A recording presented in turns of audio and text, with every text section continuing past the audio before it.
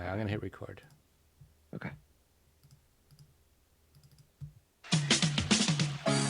We are the New York Knicks. I'm back. Back in the New York. Well, it's the Knicks. New York. We are the New York Knicks. New York. But this new season we're about to enter, the Knicks taking no shorts just like winter. New York, New York. New York be about the Knicks, huh? But the best thing about New York City is K-N-I-C-K-S. Everybody say go New York, go New York, go! Go New York, go New York, go! Everybody, it is the New York Knicks. What? God damn it, Jay. We've been such a professional show for these last whatever number of episodes. Now you've ruined all our professionalism. I apologize for this complete unprofessionalism here. This is episode 550, part of Dash Radio. Also, you can go to the New York Knicks podcast.com/ticket club. Use code NYKP for 20% off an annual membership. How are you doing, Mark? Good. I have a question for you. This is episode 550, you said? Yeah, 550.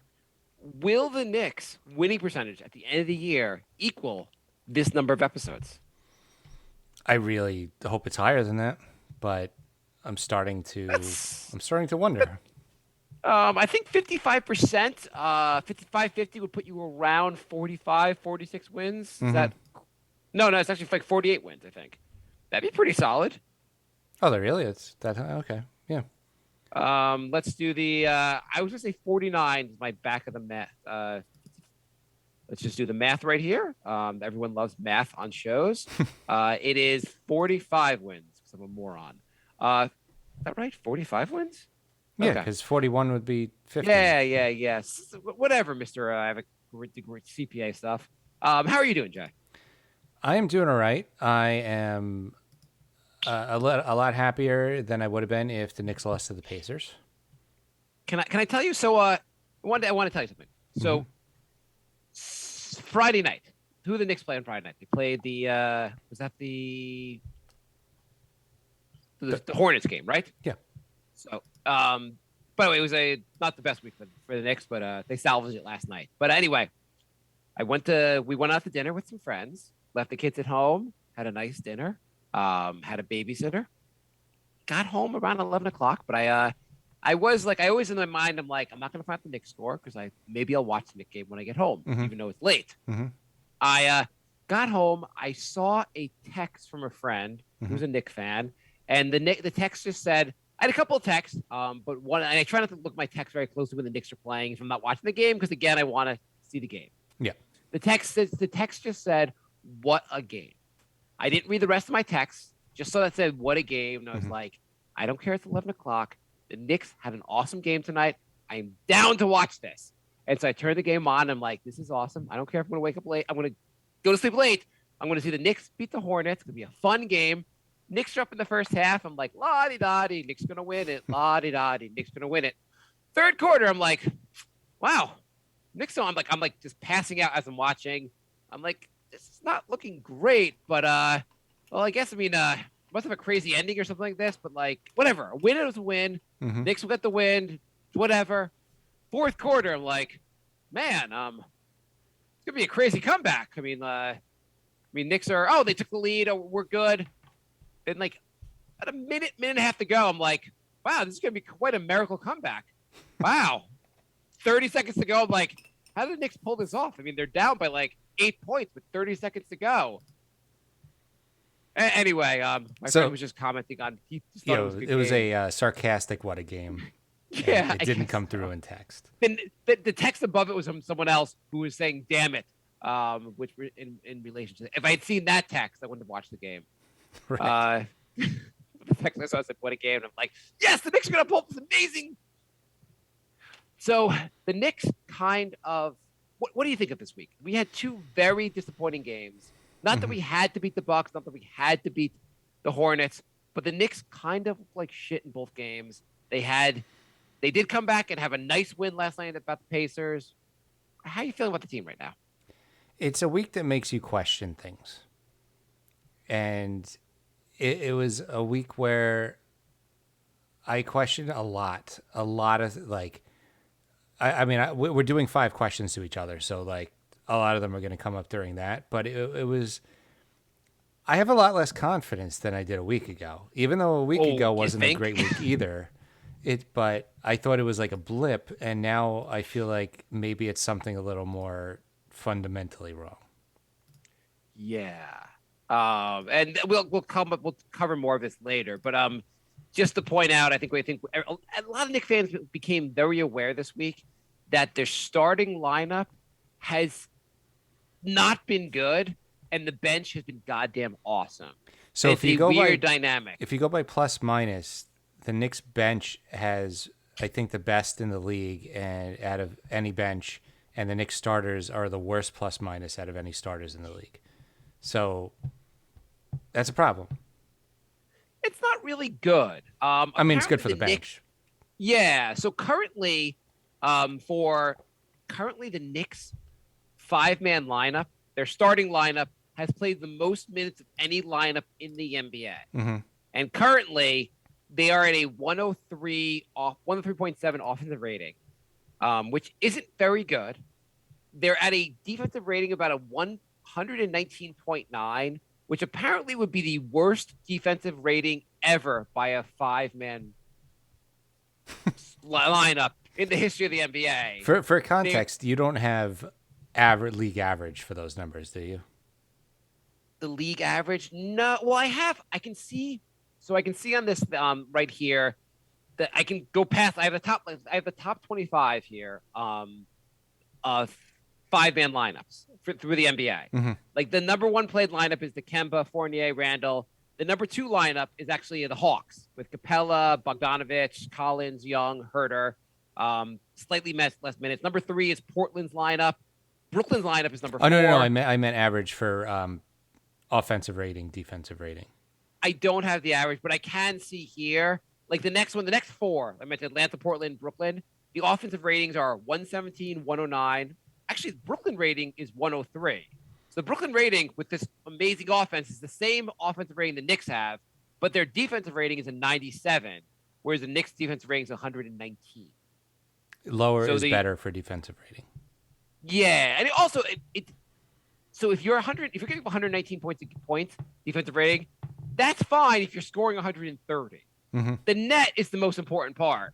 So the Knicks, like the Brooklyn, their net's only 5 points, which isn't great. But you have other teams like you have Golden State's, their net is plus 11. Mm-hmm. The Knicks net is negative 16 for that starting unit. It's just not good. You know what? The only one I can find worse of the top 25, actually there are 2 there worse than the top 25.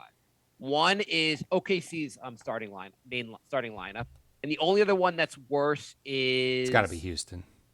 Yeah, Houston's is a negative 26, so I don't know what the hell they're doing. The Knicks' second unit, they're in the top. They're not the top 25, but then top 50 as far as just minutes played. Mm-hmm. But then their unit they're like number 28 minutes played, and that unit is 110 offensive rating and 85 defensive rating. Holy crap! So a plus 25. Yeah, that's ridiculous. It's really, really crazy. So I also thought it was just interesting. I looked through, and we can talk more about this in a moment. But I looked through the 5-man lineups, 4-man lineup. So first of the 5-man lineups, comparing the starters and the bench. A lot of things aren't that different. Like effective field goal percentage is about the same. The true shooting percentage is about the same. Mm-hmm. The pace is about the same. It's just one unit is not really playing any defense, I guess, and one's playing a lot of defense. So it's 110 for the offensive rating for the bench, 103 for the starters. All the numbers are kind of, but if you look at the like assist percentage, rebound percent, the one other thing that the bench seems to do better is their offensive rebounding is better. Mm-hmm. Otherwise, I guess they're just playing better defense. That's what it just comes down to. Though their offense seems to be better also. I don't fundamentally understand. The other thing I noticed when you look at 4-man lineups, 3-man lineups, 2-man lineups on the Knicks, there's a common theme, which we'll get to. that if you're paired with a certain player, your numbers go down greatly. Did you want to guess who that player is? Kemba Walker. Yes. Kemba has been the problem, I guess. I don't know. Before we get into our questions and everything else, I want to just go over with you. I thought was just something else that I thought was interesting. Okay.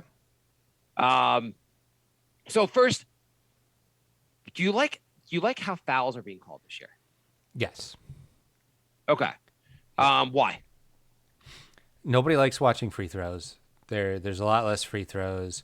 They're not calling touch fouls nearly as much. They're not calling what was offensive fouls that they were calling on the defense. I think it is throwing a lot of teams off, but it's kind of flipping the script on a lot of teams in the NBA, because defensive-minded teams are all of a sudden going up in the standings, and like the Wizards. Are you saying this was not the year for the Knicks to stop playing defense? Yeah, I mean, if the Knicks were playing defense like they did last season, they would probably be much better. But I find it more enjoyable. I don't care if the games are lower scoring. I find it more interesting. Okay, so would you say the last couple of years the fouling has been out of control? Absolutely out of control. Like the touch fouls, the players literally not even trying to score. They're just trying to draw fouls, and it's like that's their entire plan. That's not even basketball. It's embarrassing. I would be embarrassed to do what some of these players do. Okay. And do you think in the past, like when was it? So it used to be it was out of control in the last couple of years. When we were growing up, was it good? I think most people our age would say it is really good. So if you do foul, I don't have the number of fouls per game. I have free throw attempts, which I think is a good gauge for number of fouls, right? I'm just looking at so currently right now, teams are averaging 19.7 free throws attempts a game.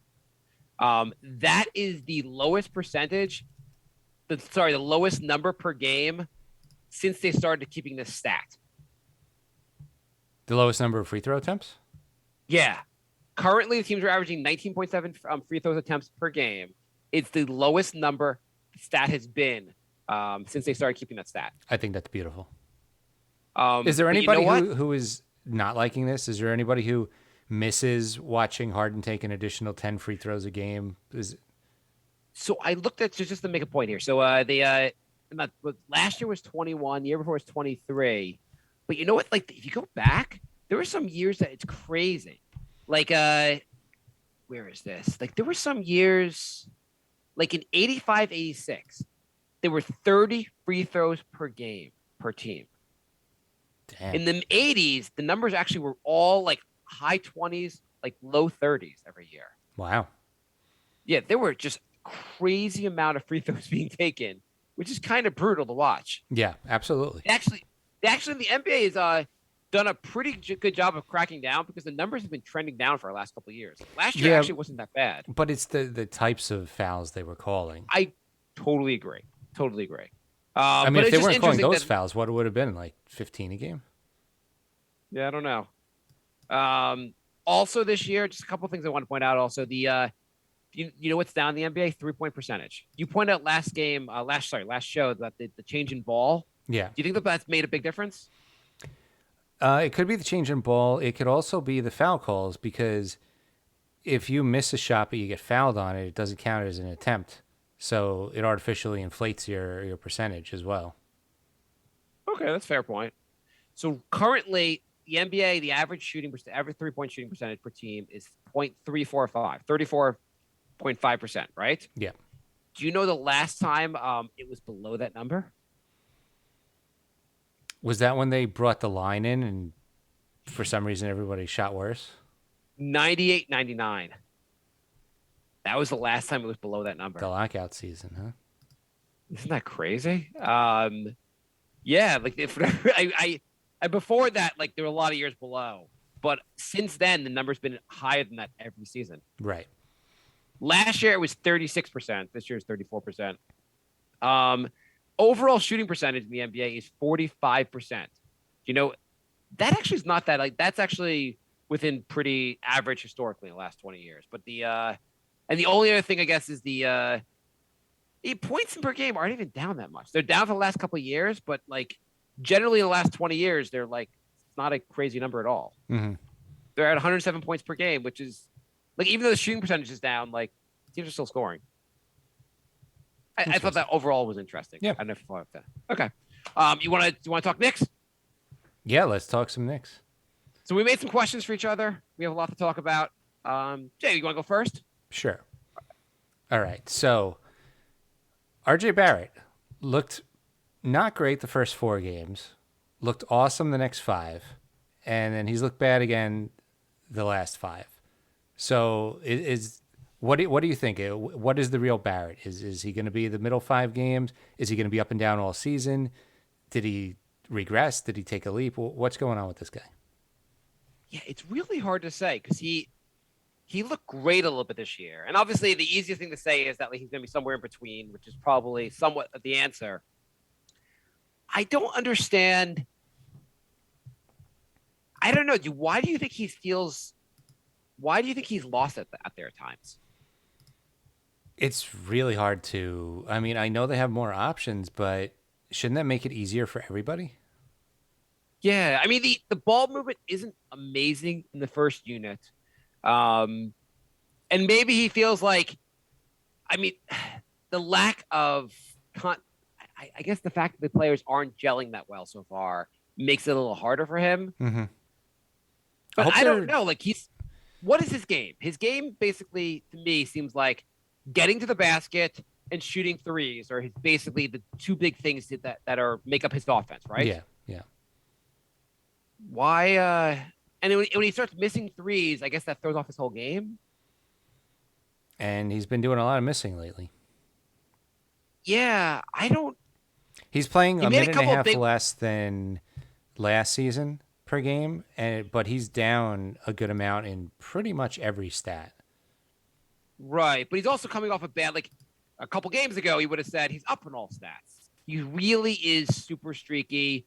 I mean, would it be fair to say he's 21, far from a finished product, and guys can be streaky at first, and like he'll eventually be not so like in a couple of years he'll be good every game. Like we obviously like an episode or 2 ago we're like going crazy praising how awesome he is. Yeah, I think last episode I was like I can't believe we're gonna have this guy till he's like 35. Maybe it's just because he's young. I mean, it's hard to adjust to the NBA. All right, Like, we'll go with that. looks... We'll go with that. Yeah. I don't want to start on a downer. I don't know. Sometimes do you remember? So Iman Shumpert and RJ, I think is better than Iman Shumpert. I'm not preparing, but remember Shumpert had like a couple. Every once in a while, he'd have a streak. Like he had this 3-game set in Texas. We got San Antonio, Houston, whatever. Like where he just like looked like a monster. We were like Shumpert's about to break out, and then he just didn't. I think I think a lot of like decent players have those streaks in them. And the guys who get really good just have more, like this. Those would be more good streaks, basically, until eventually it's just like, I'm trying to make this make sense. At the same time, Randall, our star player, our all-star, is streaky as hell. Shumpert finally broke out. It was on Dancing with the Stars, but he broke out. As long as he broke out somewhere. RJ's been frustrating. I assume we'll see some good RJ games very soon. I mean, you could say the same thing about Fournier. Fournier was really good, and now he's like, where's Waldo Fournier? Yeah, I know. He's on my fantasy team. I'm not happy at all. At the beginning of the season, at the beginning of the season, Randall would just set him up. Fournier would just nice rainbows right into the basket, no problem. A huge offensive weapon. Now he looks like crap. He hasn't scored over 10 points in the last 3 games. One game, he had 2 points and no rebounds. Okay, so here's a question for you. How do you go 8 from 11 from the field and still be a team worst -15? Defense. If you're getting roasted, I know you're talking about Kemba. Yeah. Kemba, by the way, Kemba last night against the Pacers. You know what? Against the Charlotte, he hit a bunch of shots early and then disappeared. Last time against the Pacers, he kind of carried the Knicks offense in the first quarter. His defense is so goddamn bad. Have you paid a close attention to his defense? I haven't focused just on him. I'm going to do it next game because there's games where, like you said the other day, he was going off. He was hitting every shot. And then at the end of the day, I look at the box score and he's like minus like the worst on the team. And it doesn't make any sense. He's like point guard Cantor. Like he's just never in the right position or giving a crap on defense. There were so many. I don't always focus on him, but for the I'm just getting annoyed at him. And so I basically focus. Anytime there was a guy just left wide open, I would just rewind DVR, see how the guy got open. And so many times you see Kemba not even trying to cover someone. There were a couple guys where they shot threes. And you see, we got to follow. Do we Thank just you, get a follow Anthony. just to mess with me? That on was the a show? subscriber, not a follower. Subscribe. Okay. Thank you, Anthony. Thank you so much. Subscriptions are free if you have Amazon Prime. Yeah. There were so many plays where there were at least a few plays where a guy is open. You can see Kemba just kind of like lunge his arm, like just basically wave at the guy, not even make any effort to like make even the slightest effort to try to like guard the guy as he's shooting his open three. And he's been in the league this long. He seems like he doesn't know where to be on defense on so many players. Like I thought the issue in my mind, I was the issue. I'm like, guys are blowing by him, which they are, but I don't think that's the issue. I think the issue really is him just not even just being in the right place on defense. Like him constantly doing the wrong switch. Anytime they do a pick and roll, he goes where the Knicks player is, not where the other player is. You know, the Knicks let up 30 wide open 3-pointers. The defender was more than 5 feet away. 30 in one game. Was that the last game or the game before? Or every game? I think it was the Charlotte game. It is unbelievable how little I think a lot of it is if you have a guy like Kemba not covering his guy, then that kind of breaks down the defense because you have to have then his guy's open or else someone else to cover his guy, someone else is open. Well, it doesn't help that our centers can't play more than a game in a row without getting injured. So here's my next question. Robinson seems to get injured every game. He's coming back, but he tweaks an ankle, he hurt his hip. Like it's just every game. He's due for a big paycheck after the season. What do you do with that? Do you trade him or do you pay him a lot of money? Do you wait and see? I guess you wait and see. If the Knicks somehow are falling off a cliff by trade deadline, yeah, you trade him. I think you just wait and see. Wait till trade deadline or wait till the end of the season? Because if you don't want to pay him at the end of the season, you lose him for nothing. I know, but it's like if the Knicks are going to be in the playoffs this year, you need him. Can you depend on him? No, you can't. You cannot. First of all, Mitch, he put on a bunch of muscle, like 45 pounds of muscle, and everyone's like, that's awesome. And he doesn't seem to foul anymore. Great. He doesn't seem to play. Like, sometimes he's really awesome at defense, and a lot of times he's not. His offensive rebounding skills seems to have disappeared entirely. Well, he said the other day he gained so much weight now he's slow. And I'm like, well, that's not good. Not helpful. No, it's not helpful at all. No. His defense seems noticeably worse. And his rebounding, at times it's good, but there are a lot. Like, I remember him used to, he'd be cleaning the glass on offense. He'd always have the putbacks. Those have kind of disappeared. Once in a while he has them, but a lot of times on offense, you just see him getting, despite the 45 pounds of muscle, he's out of position, getting boxed out, or not even trying for the offensive rebound. And the Knicks are getting crushed on the defensive glass, and he doesn't seem to be helping. You know what I would like to see? One offensive move. It's like year 4 for him, like a post move, a jump shot, something other than an alley-oop. You know what? On the one hand, also, the Knicks need offense. They need weapons. I do think the Knicks should call more plays for him because you can just the alley-oop is good to always. You want to have that on the other in the back of the other team's mind at all times, so they have to worry about him gets other guys open. Basically, they have to worry about him. Yeah, they should at least try and do that within the first couple plays each game, just to set the tone. Like, yeah, we can do this. I feel like a common play they start the game with, or a very early play they do, is Barrett to Mitch for a dunk, and then they're like, "Great, that worked so easy. Let's not try that again." Yeah, then you don't see it again until the fourth quarter. Everyone, especially in that starting unit, is concentrating on their own offense. I'm like, Mitch is huge. I know he doesn't have great post moves, throw it to him anyway. He can just turn around and dunk. Like, just try something. Yeah. I don't know. You really want to make the other team worry about Mitch, which would get the other guys open. Here's another question for you. Will Obi ever hit a three? Ever? I mean, like until the end of time. Didn't at the end of last season he go on a streak where it seemed like he was hitting a lot of threes, and we're like, yeah, we want to see him do that more. And now every time this season when he's shooting, I like cringe when he's not driving to the basket. His shot is so weird, but it would go in sometimes last year. But like his shot, like it seems like he shoots the ball to try to like see if it'll enter outer space before like going into the basket. And his moonshot just seems so far off this year. So last season, I don't know why anyone would cover him shooting a three. If anything, I'd be like, give him 20 feet, let him just do whatever he wants, shoot from three, go for it, guy. Do you know what he's shooting this season? From three, Mm-hmm. I am going to guess 6%. No, 0%. I'd say he's not hit a three this year. He has hit a three. He has hit 2 threes. Oh, wow. That's shocking. Actually. Which skyrocketed his percentage up to 10. 10%. That's great. So I don't want to give Obi crap because I think Obi's been awesome otherwise. Mm-hmm. Like his defense looks a lot better. I love him driving to the basket. Have you noticed? And I know we have a lot of positive episodes. I know the Knicks won last night. Not in a positive mood. Sorry. Have you noticed that Obi, like, sometimes he looks awesome, but like last night, he looked so timid out there. He had a couple good plays, but like he gets the ball, he rarely just drives to the basket.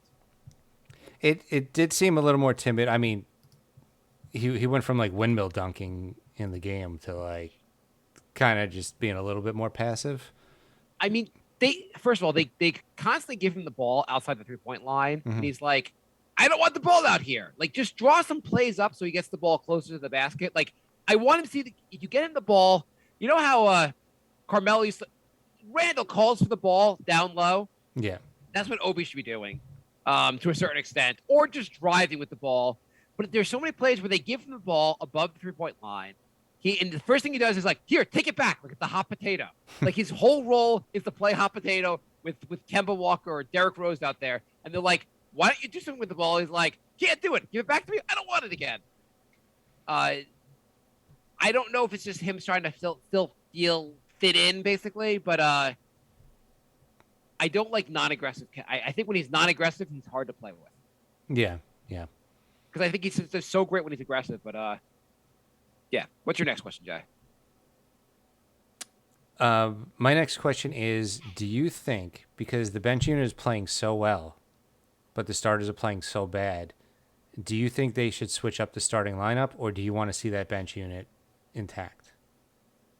I was going to ask you about that also because it's an obvious question. Yeah. Is it crazy? So first of all, do you think Tibbs makes too big of a deal about the starting lineup? In the sense of like, since Tibbs is here, I've noticed the starting lineup has been handed down, carved in stone, handed down from Mount Sinai, and to change it takes an act of God, basically, to change it. Like, he's like, we cannot change the starting line. It's just, unless someone's injured, you cannot just change the starting lineup. Do you think Tibbs is too rigid with the starting lineup? I don't know about that. I mean, I think on paper, he's starting the 5 best players. It just happens that they're all playing like garbage right now. But, I mean, he basically started the 5 that we said right. No one's going to start. argue that this didn't make sense to start the season. But clearly, while the individuals look like the 5 best guys to start, the sum of the parts is the worst in the team. Is the worst of the team. Like obviously the bench unit is just far outplaying. So far, but it's risky. Like you demote somebody to the bench, maybe now they're getting upset, and well, so they always say like the most important thing is who finishes games and not who starts games. And Tibbs has definitely been experimenting a lot lately with who finishes games, no question. But don't you think like generally the starters play more minutes than the bench? Like as you can see, the Knicks starting unit has played the most minutes of anyone in the NBA. yeah. I guess the point being basically, if you don't make the starting lineup so like set in stone, it's easier to play with the starting lineup without guys being offended. Like if if you're like the starting lineup is going to be fluid, we'll change it from time to time. It's not set in stone. And then if Rose starts instead of Kemba one night, Kemba doesn't go in the corner and start weeping. But now you're like, Kemba, you've been demoted. It's a huge deal if you're not starting. I don't know. I would say maybe just change things up quicker. If the Knicks go down by like 6, just be like, that's it. I'm switching it up. And, because sometimes Randall plays the whole first quarter or like, so I feel like substitutions don't come in quick enough. Maybe if you sub guys out quicker, you might stumble into a lineup that works a little better, and then you could be like, look, this lineup kicked ass. We're going to go with this for a bit. I mean, I would be a fan of not limiting. I still believe in Randall, but like if you get him from 36 minutes to 32 minutes, you might just have better Randall. And with Obi playing better, you could kind of have a fresher Randall in my mind. You can play Obi a little more. Maybe. I still think Randall's by far the best player on the team. It's just I don't know what's going on. Do you ever like wonder if like this 32 minutes of Randall is that better than 36 minutes of Randall? Like if he's less gas, will he just get better performance? Maybe, but I think it's more the long stretches. Like I said, a lot of times he'll play the whole first quarter. That's gonna gas anybody. Like do a normal rotation, 7-8 minutes. Put in Obi in the first quarter. And maybe it'll help Obi too, so he's not sitting for 45 minutes before he gets put into the game. That is a very fair point. How about this? Can you say, the starters, you've been playing like crap.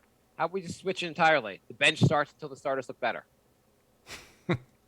I know that's not good for the locker room, so I know that's not a real argument. That would either work immediately or he'll lose the entire team. Like it's very risky.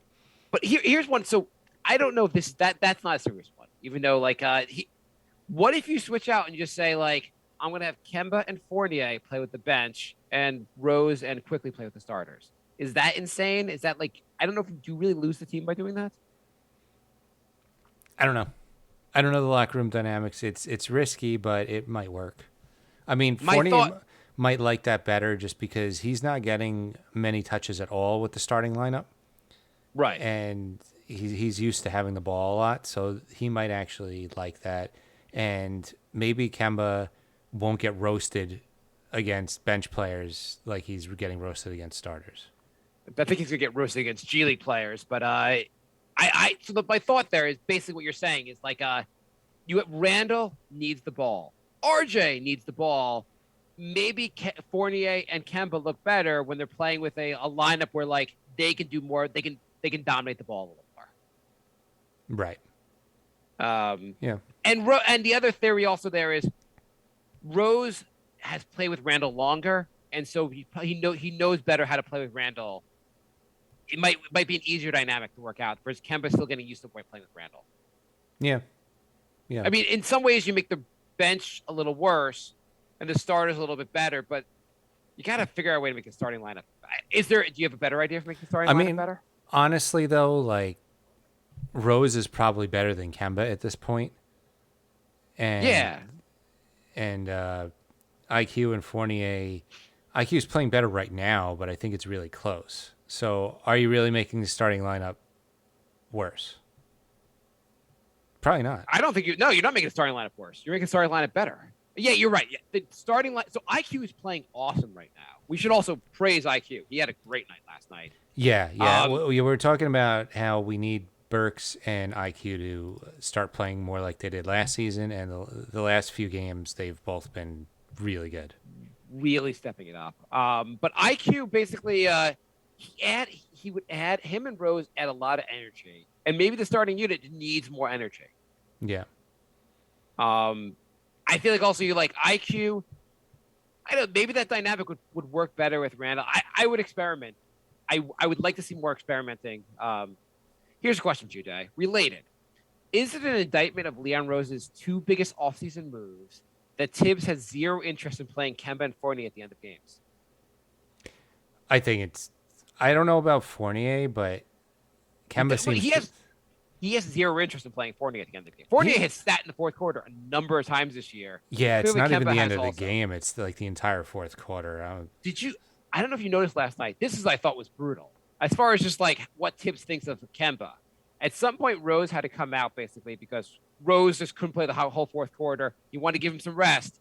Instead of bringing in Kemba, he goes, "We're just going to play without a point guard because that's better than playing with Kemba on the floor." Yeah, it's not a.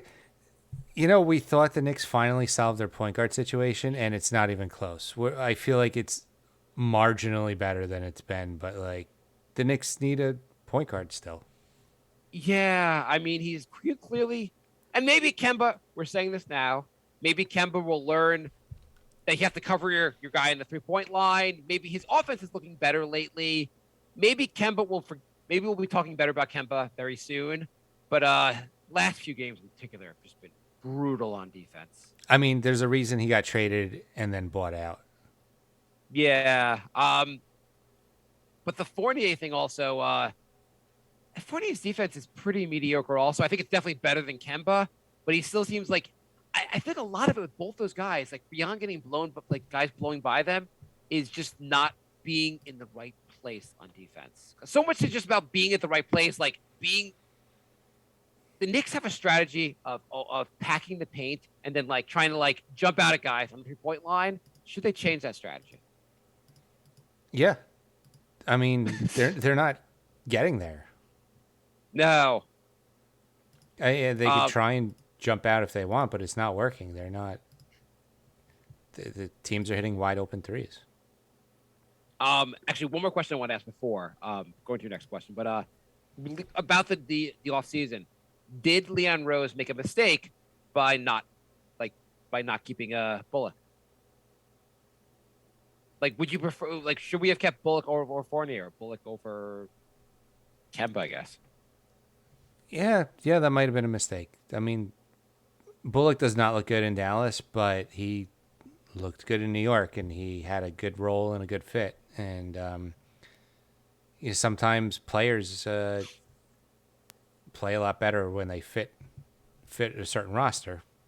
Yeah, I'm not watching Dallas. I don't really know quite. I know his stats don't look amazing, but his stats never looked amazing with the Knicks. But he gave a lot on defense, and apparently that not that he was the greatest defender, but so far this is not looking good for the defense. What's your next question, Jay? We're actually just about out of time, so I'm going to read an email. Okay. nyknickspodcast@gmail.com, or writes, "Hey guys, these starters have been disappointing, but I'm just happy the Obi pick might not have been a complete fuck up." It's pretty good. Yeah, I agree with that. Yeah. I mean, it's after the busts we've had lately, and it's nice to have a guy who we're not like this guy's absolutely a bust. I'm The bar's excited been set about, low. On Facebook, Paul writes, "Who did LeBron trade from the Lakers that he wants to get back the most right now? Caruso, Ball, Ingram, or Schroeder?"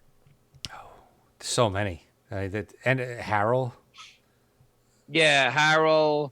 Was Randall left before then? Randall played with LeBron. Oh, he did play with LeBron. Yeah. I would you- say Ball. Yeah, I was gonna say Ball would add a lot to that team right now. I'm Jay just writes, thinking about their biggest weakness is probably point guard. why did it take Tibbs over 10 games to stagger substitutions? I love Tibbs and I don't want to diss him, but why does he substitute like the team is a hockey team? We don't have line changes. We have substitute based on matchup and whoever is having a nice night. An actual question. If anything were to happen to Kemba or Rose, who do you think would be the next point guard up to take these duties? Burks or Quick seem likely to choices, but maybe McBride has a dark horse chance of getting time that way. I mean, IQ and Burks would get more minutes, but I think you would get probably a Grimes sighting. It seems like Grimes is first man instead of McBride. Yeah, I mean Grimes is not a point guard and McBride is, but I could see them playing Quick at point guard and getting Burks some point guard minutes.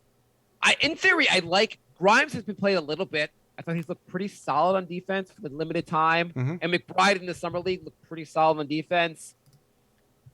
The team will have injuries at some point this season. There's just no way injuries aren't going to happen. I think we're going to see some McBride, see some Grimes, and I think we're going to like what we see from those guys. Yeah. Jay, I have a quick question for you. Which is least? I made a list of least likely to most likely. I wanted you to put this together before the end of the show. Okay. This week? What's the least likely and most likely thing to happen? Obi hits a 3. Mm-hmm. Our 2 centers play the entire week. Mm-hmm. Yeah, that one's The Knicks- last. Kemba and Fournier play a fourth quarter. Mm-hmm. Our rookies combined for 20 minutes. And a random shooter on the other team has a career night from 3 against the Knicks. Well, that one's the number 1. The centers is the bottom. Rookies is second from the bottom. I'm going to go Obi 3 as second. I feel like he's going to hit one this week. Okay. And there was one more, right? Kemba and Fournier finish a game. Yeah, we'll put that right in the middle. I think Obi hitting a 3 might be the most promising on this whole list. The Knicks got 3 games coming up this week, and they have for our next show, and they are winnable games. Okay. They got tomorrow night. They got Orlando. Mm-hmm. Gonna beat Orlando. Yeah. They better freaking beat Orlando. Have to. And Cole. By the way, Cole Anthony's having a good season, despite the fact that he lit up against the Knicks. He's been playing pretty well, but the Knicks have to beat him. Yep. They got Houston on Saturday. Have to beat Houston, right? Just have to beat Houston. If they don't, we might take a week off from this show. And then Sunday they got Chicago, who's playing awesome. Chicago, but 2-1. Yeah, I think Vucevic is still going to be out, which is great because he's on my fantasy team. So that might help the Knicks a lot because their centers are probably still going to be injured. If you need fantasy help, I wish your fantasy team could always play against the Knicks. I feel like your luck would just help us. Right now, I have 4 guys that are a game time decision for tomorrow. So that's How's your fantasy team doing overall? I am 18-18.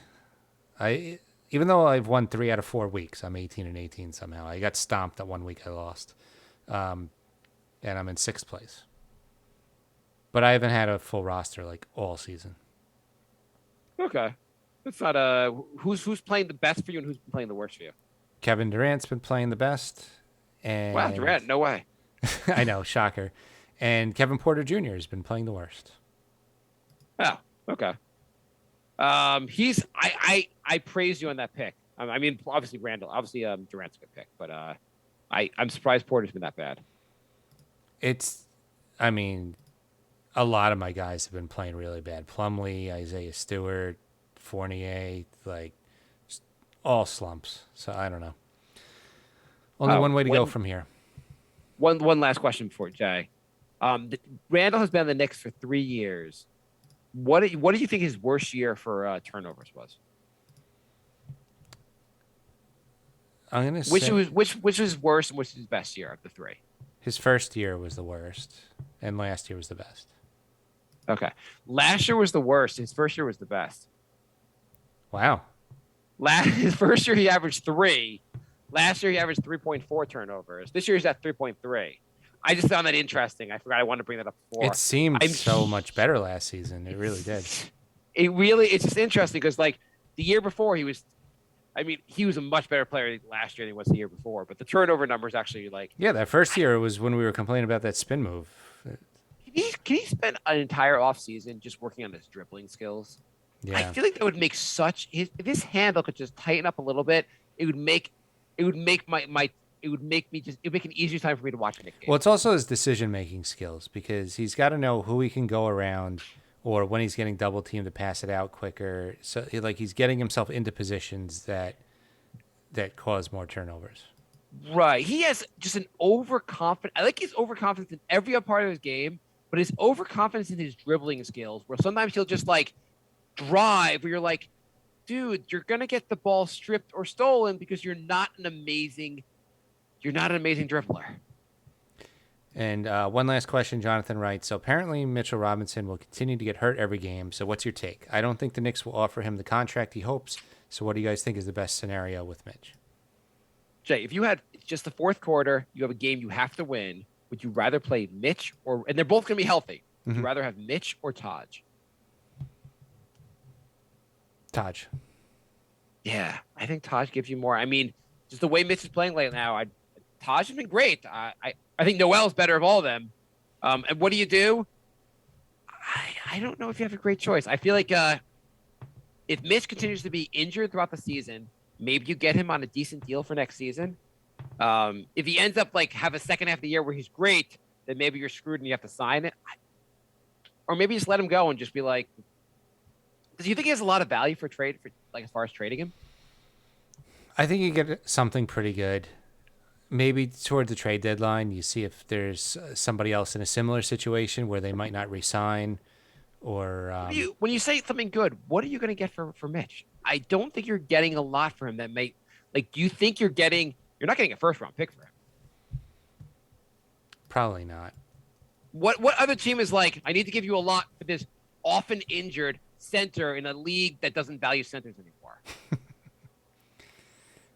Well, you know who's on an expiring, who I would love the Knicks to get?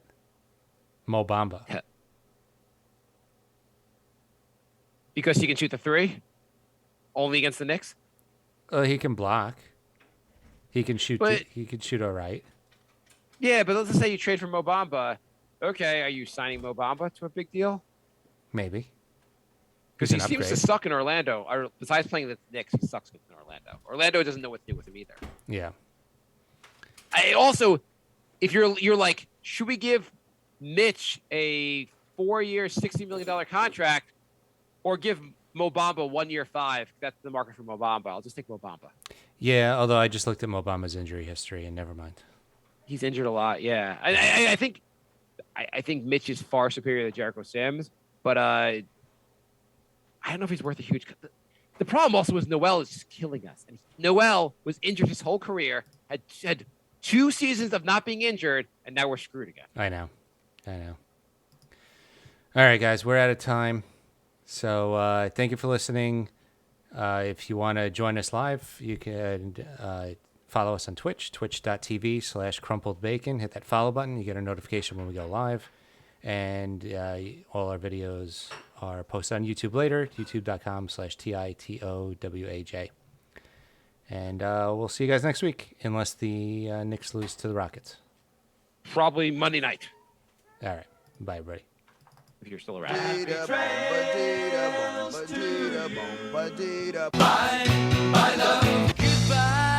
everybody. It's over. Goodbye. It's time to go. This is the end. Say goodbye. You cannot go away. I'm gonna leave you.